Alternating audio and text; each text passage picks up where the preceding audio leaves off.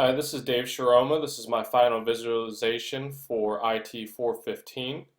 What I decided to focus on was I work with a company that handles real estate owned properties, which is essentially foreclosures of homes and securing them as well as maintaining them once they are no longer occupied by the previous owner and are fully bank owned. And they're looking to expand their business and trying to find the best locale to do that because they are based in the DC area. So what I wanted to do was compare state by state, along with some forecasting, some income versus disposable income, um, some of the mortgage rates, as well as additional debt loads that we find for households. I was also trying to locate some foreclosure rates, but unfortunately, that information is really only available through the Mortgage Bankers Association, and they want to charge upwards of $5,000 for that data because obviously it's fairly valuable. So, unfortunately, I wasn't able to acquire that, but based on the analysis, I was able to come up with some very interesting information. Um, all of it's from either the Federal Reserve, the Census Bureau. Some is from other sources like MSNBC, but the bulk of it is from the Census Bureau and the Federal Reserve. So what we have here is the analysis was all done in Tableau.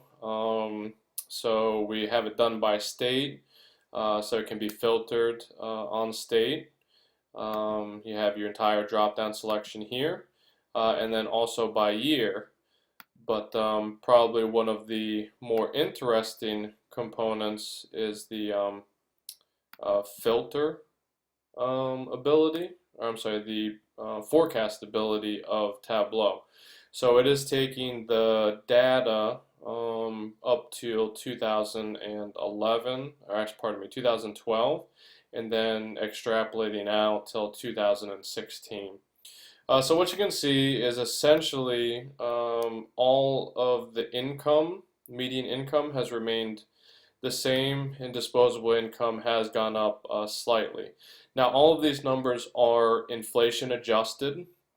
So the this is all in 2012 dollars. So adjusted for inflation, you can see that our incomes have essentially stayed the same.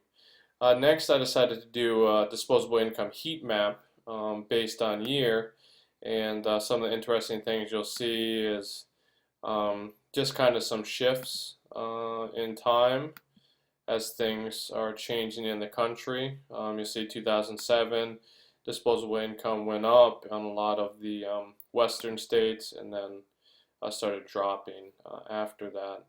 Same thing for disposable income, but due to cost of living, sometimes you will see that some states have higher rates of disposable income than other states.